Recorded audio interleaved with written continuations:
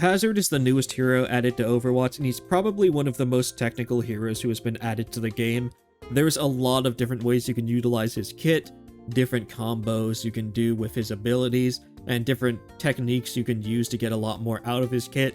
There's even some hero-specific options that you will want to have toggled on for him so that you can get the most out of his gameplay. Because some of these additional options allow you to do things that are straight up not possible if you have the default control scheme on. And he can do some pretty wild things.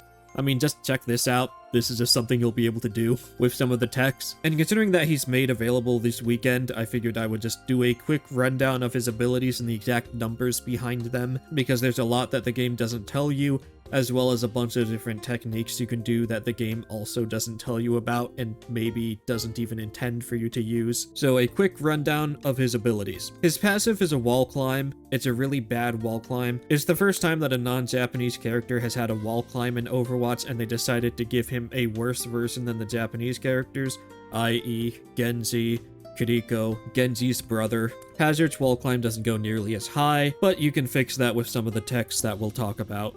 His primary weapon is called Bone Spur. It is a projectile shotgun. It has a fall-off range of starting at 15 meters and ending at 35 meters. But being a shotgun weapon with high spread, you're not going to be hitting that many of your pellets beyond about 10 meters anyways. A single blast does 67.5 damage. On a critical, it does 135 damage. And it has a rate of fire of 1.75 per second, meaning its total DPS output is about 120. So a pretty effective close-range weapon. His first cooldown is Violent Leap. This is on a 5-second cooldown. He will dive forward a little bit like Winston, and you can use the ability again to slash at enemies, dealing 80 damage and knocking them back. You can activate the special melee by pressing either the ability again or pressing the quick melee button, which is important for another tech with him later. And also the cooldown starts as soon as you activate the ability and not whenever it ends. Meaning if you were to somehow delay you hitting the ground from your leap, be it by stalling yourself on some kind of slope, or just coming in from the top rope, you could make it so that you have the ability pretty quickly after you hit the ground. Hazard's next ability is Jagged Wall. With this one, he fires out a projectile that whenever it hits a surface, it will turn into a massive crystal that can body block enemies, while the projectile itself will just pass through any enemies. Once it turns into a crystal, if an enemy makes contact with it, they will take 40 damage and be knocked back. The crystal itself can last for a maximum of 6 seconds, and while it doesn't collide with the enemy heroes themselves or do anything to them, it will be blocked by barriers.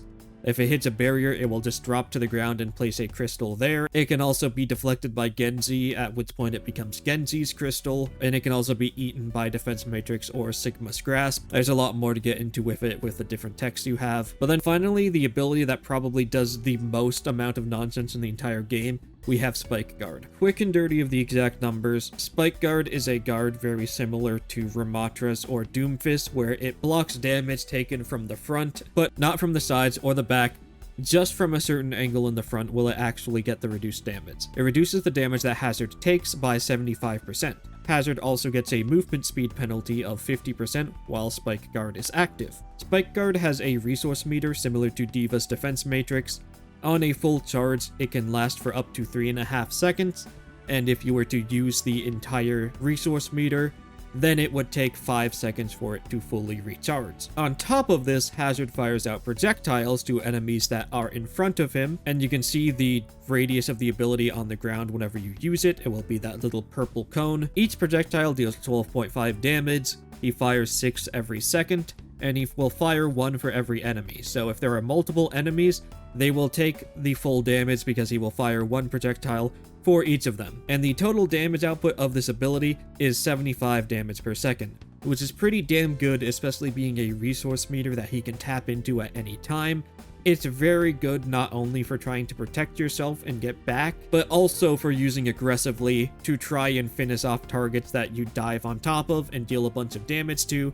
You can just pop your guard and just aggressively walk after them and hope that your 75 damage per second is able to finish them off before they're able to get out of range of it. And if that wasn't enough, it also restores your ammo when you use it. If you were to use up your entire resource gauge, it will refill your entire magazine.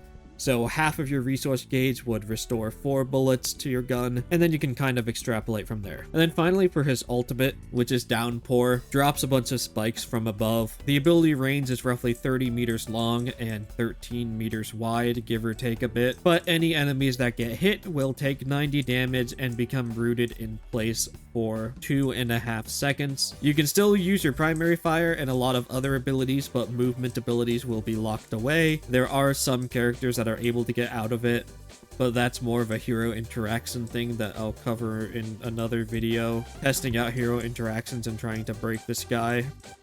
So subscribe if you want to see that, or just like the video because that'll probably end up being recommended to you in later today if you do that. And yeah, with all his abilities out of the way, let's move on to the actual fun stuff. Now to get into one of the special options you'll want to have on. The first option is going to be for his Jagged Wall. Now how you get to these options is, of course, you go through the option menu, you go to controls, you change it to specifically hazard because it's a hero specific option, then you go down to hero and HUD, and it will be right here. Jagged Wall uses pre-placement controls. This is really important to have. When you have this enabled, instead of simply firing out a projectile whenever you press the ability icon, it will instead give you a little targeting reticle like Maywall, where it will show you exactly where the wall will appear. This is really useful because now you can know exactly where your wall is going to end up, so that you can be sure that it's going to actually block off, you know, a choke or some kind of flank route, so that you can actually maximize on your leap and deal the most amount of damage possible. It'll take some getting used to,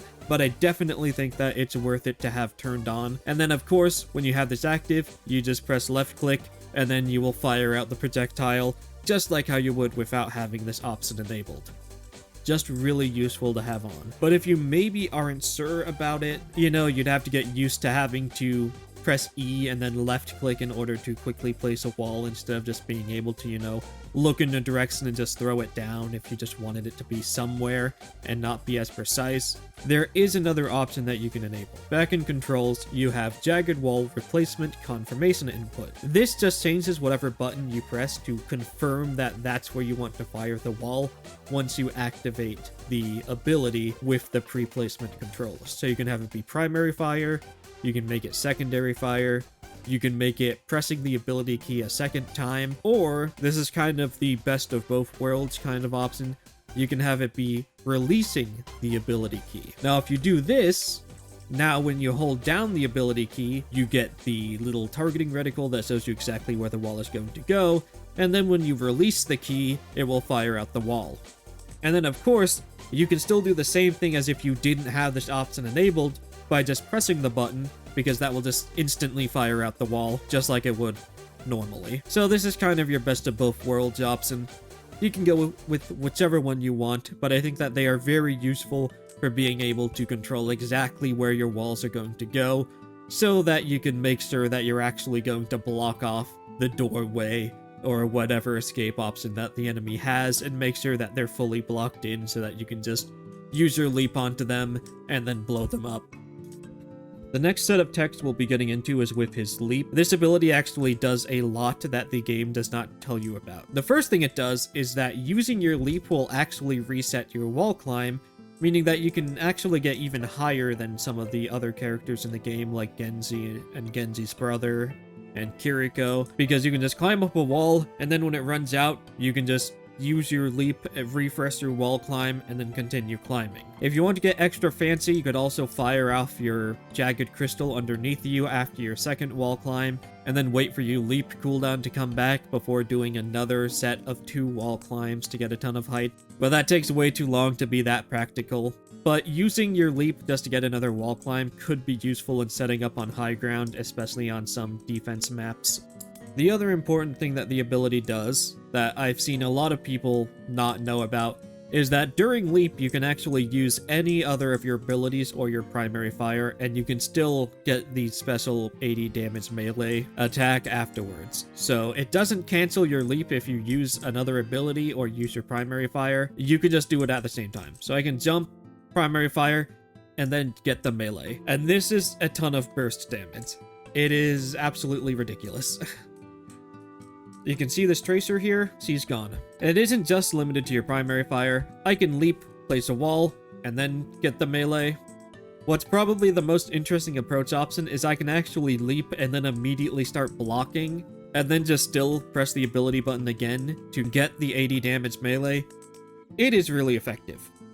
But that's, just a basic function of the ability, not really anything that special. What is special, though, and what I would consider to be an actual true tech, is B-hopping. Now, any character in Overwatch is able to B-hop. Usually, they just don't get a lot out of it. So how you B-hop in Overwatch is you basically have to be in the air without pressing space. Easiest way to do this is just to walk off a ledge, hold space while you're falling, and if you do it right, you'll get a little hop when you hit the ground. And the game does not consider you to have hit the ground when you get that little hop. So it's just like, an extra little bit of movement that you can do. If you have a character that has some momentum, you can B-hop to conserve a little bit of that momentum. But Hazard can get a lot more out of it than I think any other character in the game can. And that is because of his leap, because leap puts you in the air. So if you were to leap and hold space, you will B-hop your leap and get more distance, but more importantly, the game still considers you to be in the air and having not touched the ground yet, so you can still do the 80 damage melee that you can cancel your primary fire into. Meaning that now your leap is just like a close range, like line of sight engagement tool, is now insanely versatile because you can B-hop around a corner with it all set up and just blow someone up. That's what allows you to do what I showed you at the start of the video. And it's especially good because after the B-hop, you'll move a little bit slower, but still much faster than you would normally. So you have like the perfect amount of control in order to land like the perfect critical into the melee, and then you can cancel it into a quick melee as well, because while I didn't mention it, it's important that you can activate your violent leap melee with quick melee, because if you were to actually hold down the quick melee button to activate the violent leap melee, instead of just pressing it, Hazard will actually buffer a quick melee to happen immediately after the 80 damage violent leap melee, meaning you have a melee combo that will deal 125 damage. That's pretty damn good, especially considering that you can cancel a primary fire directly into it without having to wait. And this gives you the 265 damage combo that allows you to insta-kill 250 health heroes in close range. And it's even more consistent on some of the 225 health ones because you don't need to get, a perfect critical hit with your primary in order to get the job done. And then B-hopping, of course, makes it even easier to chase after them and get that perfect combo off. And this kind of leads into the next special option that you'd want to get used to for playing Hazard effectively, and that is automatically climb walls. You may actually want this to be turned on, and it's going to take a lot of getting used to. It is not exactly that fun. You accidentally touch a wall, you're wall climbing. This can cancel your shift. Your shift was already canceled if you touched a wall anyways, because it resets your wall climb, so they made it so that if you just jump into a wall, you automatically start climbing it. Kind of annoying, but you'd get used to it. Another reason why I think having this option on isn't that crazy, but it will fuck up, your block if you get too close to a wall, anything like that, if you just happen to get too close to one. But what this enables you to do is normally you'd have to hold down space in order to wall climb. You do this, of course, you can no longer B-hop because you pressed space. If you automatically climb up a wall when you touch it, you can wall climb without pressing space. This means that I can climb up this wall, leap from the high ground, and still B-hop with my leap. And I think this single-handedly makes it worth the suffering of trying to learn to play with auto wall climb on, because now, if there's high ground that I want to dive onto, because his leap does not give you a lot of vertical distance, I can instead climb up a nearby wall to get that height, jump onto the high ground, and still be able to B-hop to chase after any, DPS or supports or other squishy targets up there to try and blow up with my primary fire leap melee combo. And this is like really strong. This combo is really good.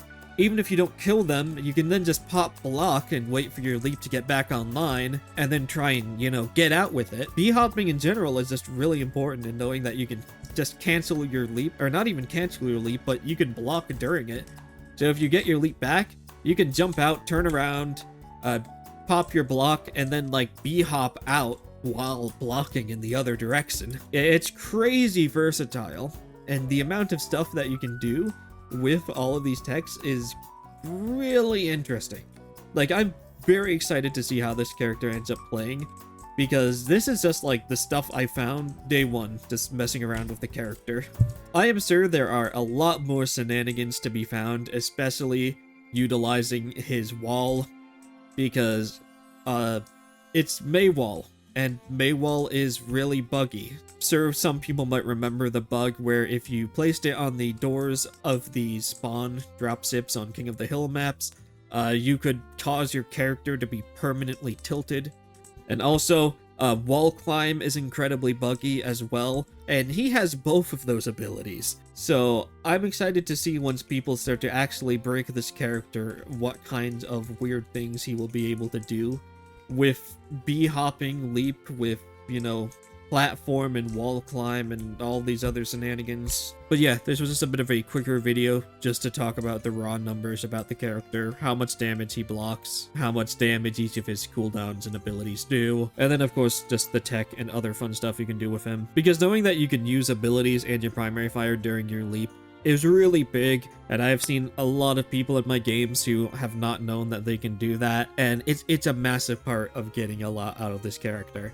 And then B-hopping on top of that is especially crazy with how much it allows you to just chase after kills and be so much more mobile with your burst damage combo. It's crazy. Absolutely necessary tech for the character. Wall climb stuff is just like more tech hidden behind an option that just allows you to do even more crazy shenanigans. But I'm excited to see when they come out. Hopefully, they will keep the B-hop in because it's fun.